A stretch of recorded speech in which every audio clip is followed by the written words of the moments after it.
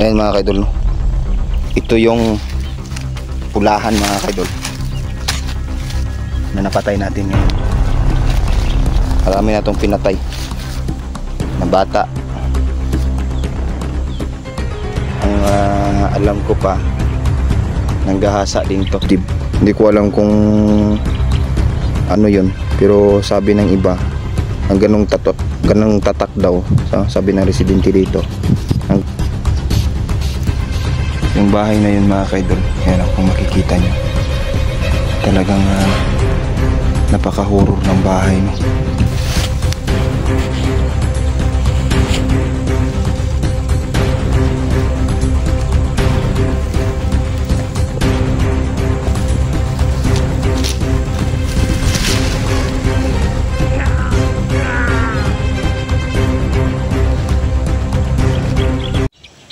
Ayan mga kaidol, no? Ito yung pulahan mga kaidol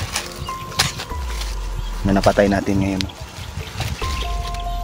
Ang bangkay nito mga kaidol, tinali natin dito sa puno ng kahoy ng puno yung mga kaidol, para makita nila mga kaidol. Ito yung warning mga kaidol sa lahat ng magiging miyembro ni Satan George mga kaidol. Pag nahuli ko kayo mga kaidol, kung nahuli ko sila, ito yung gagawin natin mga kaidol. Papatayin ko kayo mga kaidol. Papatayin ko lahat ng mga pulahan, katulad ng nangyari dito. Ito yung sample mga kaidol, para matakot sila ba. Ayan.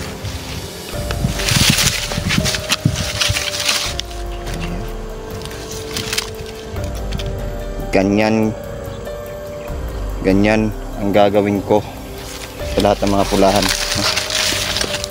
Ito mga kaidol, marami nang pinatay. Marami na itong pinatay na bata.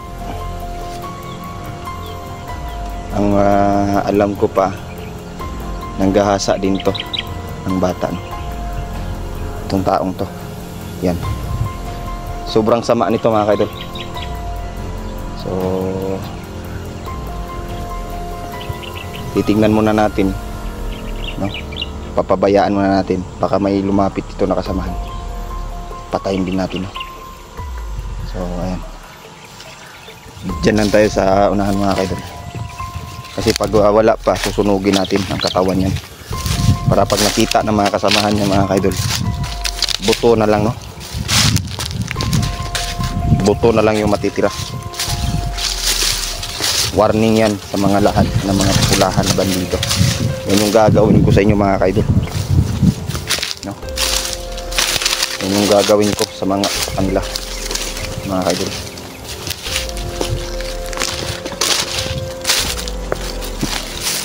So ayan, dito muna tayo maghihintay. Nakakapagod din pala magbuhat. So ayan, sila Neil dyan mga kaidol, nasa unahan lang, no? Nasa unahan lang si Neil dyan. So kung makikita nyo, yan.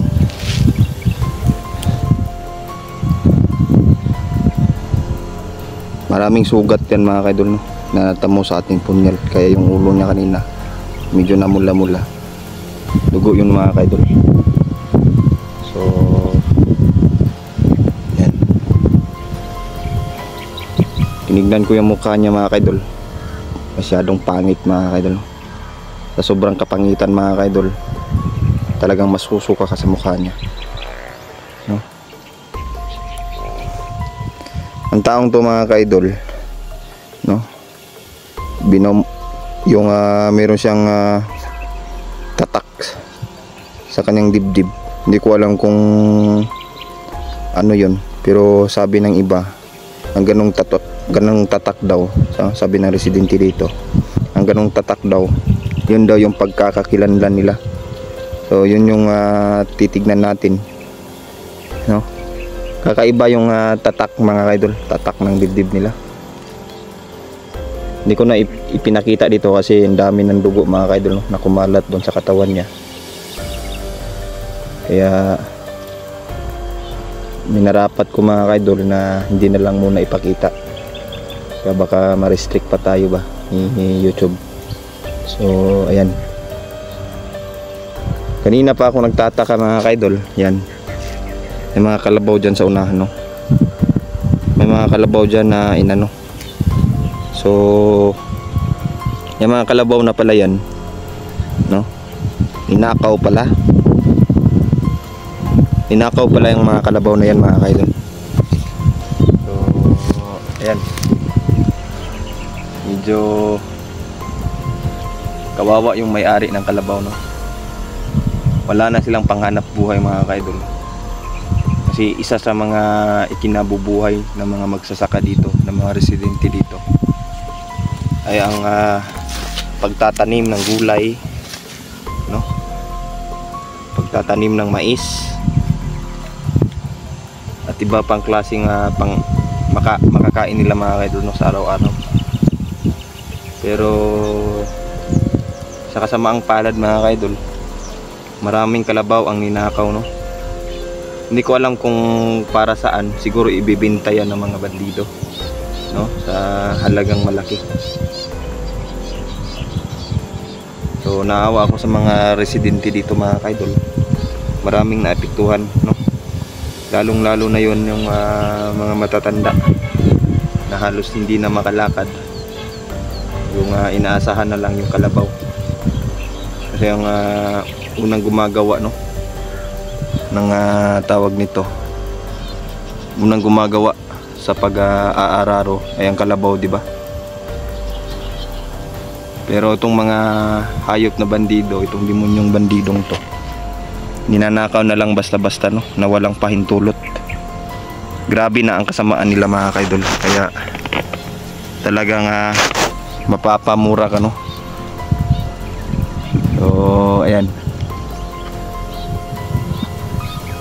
dito muna tayo, aantayin natin to, no, ng mga ilang minuto.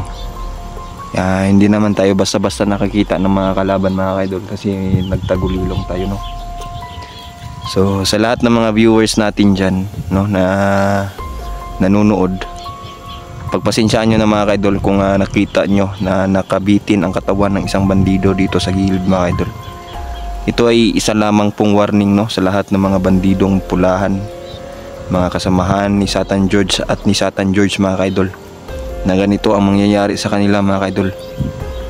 So para matakot sila mga kaidol, kasi sobrang hirap na ang mga residente sa lugar na to mga kaidol, no? Dahil sa ginagawa nila.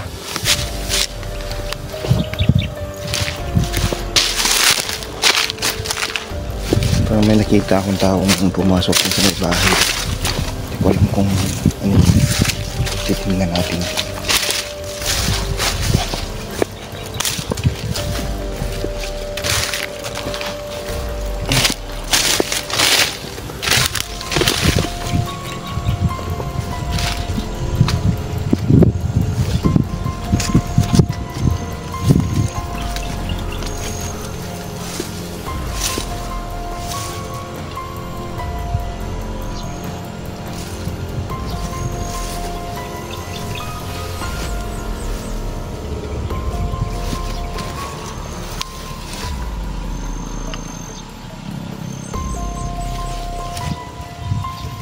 Ano?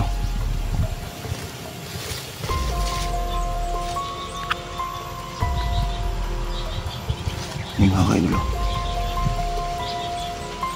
hindi pa ata niya napapansin, no? Hindi pa napapansin ng taong yan. Walang kung anong ginagawa niya, no? So ayun, titignan muna natin kung napansin niya na yung kasamahan niya dito ay patay na.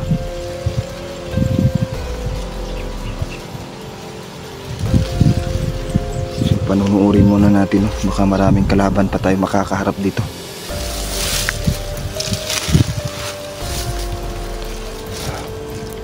Ayan, o. Yung bahay na yun mga kaidol, ayan, o, kung makikita nyo, talagang napaka-horror ng bahay, no? Ganun siya doon, no? Siguro yan yung magnanakaw ng kalabaw ng baka, no? Kasi sa pagkakaalam ko, sabi ng mga residente dito, 3 katao daw sila nandito, no, sa bahay na yan. Yan. Isa na tong nahuli natin. Pero itong isang nahuli natin, ito daw yung may pinakamasama, no, sa kanila. Walang awa daw to kung pumatay ng bata, mga kaidol.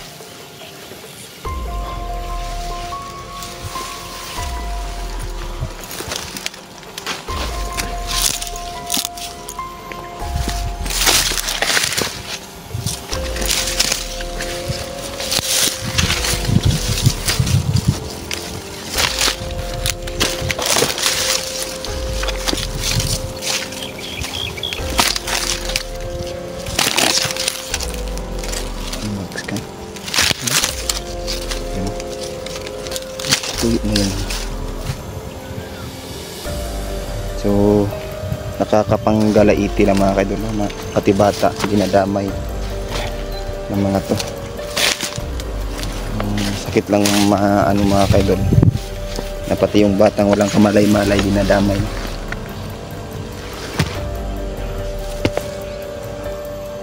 Dapat lang yan sa kanya, mga kaidol. Alang na ang kaluluwa ng taong to. Sobra-sobra na ginagawa nito.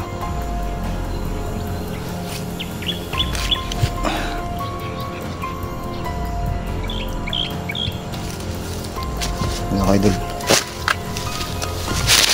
yung nakita natin doon, no? Babalikan natin yun.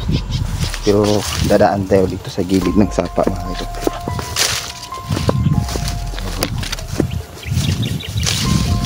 Baka makita ko si Linggan doon, pagtulungan namin, no? So atras muna tayo, mga kaidol.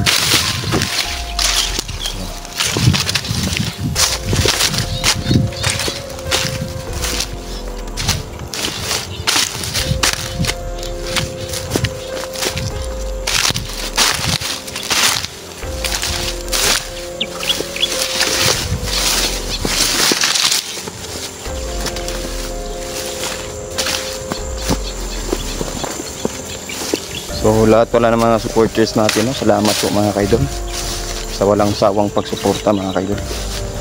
Lalong lalo na doon sa mga solid supporters natin dyan. Salamat po ng marami, mga kaidol, no? Walang humpay po yung pagpapasalamat ko, mga kaidol, sa inyo, mga kaidol. Sobra-sobra po, no? Yung ay tulong niyo sa akin, mga kaidol.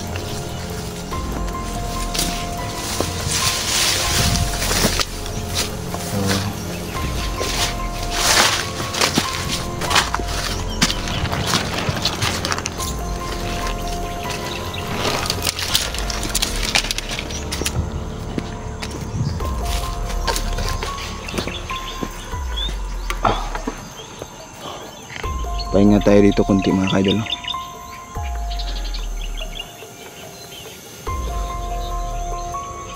Ayan.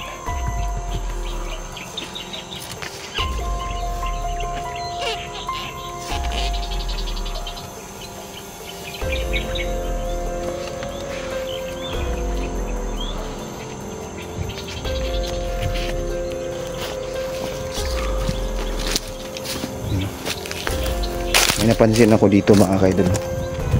Ang medyo tila kakaibang sapa, mga kaidol. Hindi ko alam kung para saan to, pero kakaiba siya, mga kaidol. Talagang napakakaiba ng sapang to. Talagang napaka-misteryoso, mga kaidol.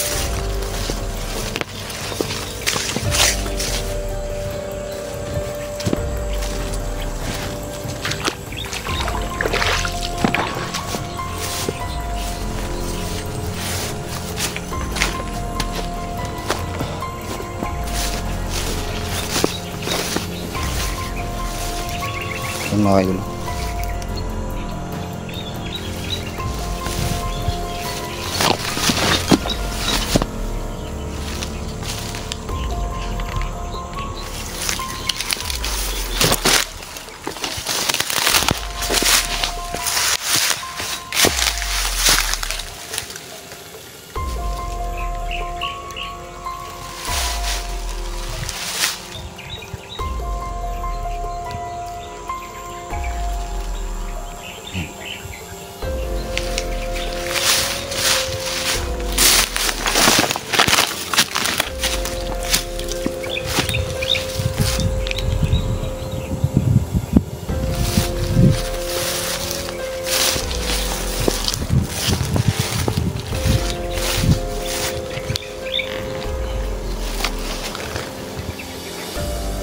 mga idol, nakikita nyo yan. Yan. Pupunta dito. Napaka-misteryoso ng lugar na ito mga idol. Kasi sabi ng mga matatanda dito na sa tuwing dumadaan sila dito may sumisipol. Nung una hindi din ako naniniwala, pero nung dumaan ako dito nung minsan, may sumipol din dito mga idol. Siguro merong diwindi dito na nakatira. Kaya kung meron man, no, pwedeng makahingi ng tulong. Pwede tayo makahingi ng tulong. Pero ang problema mga kaidol, no, hindi natin alam kung ang diwinding yun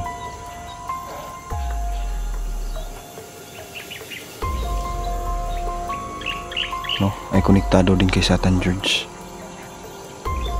Baka isang itim din na diwindi yung masasagupa natin ba? Yun yung delikado dito. So, yan.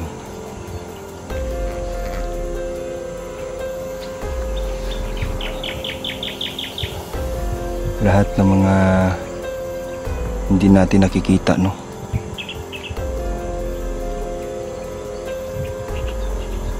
Lahat ng mga demonyo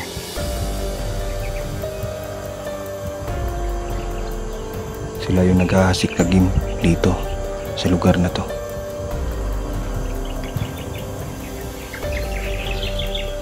Mga kaidol,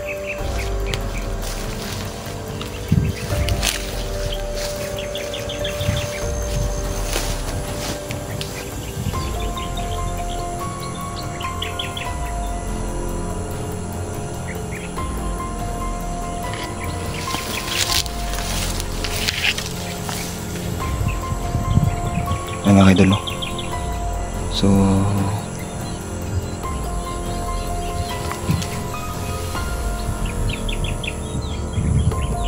wait lang, ano yung nakikita ko?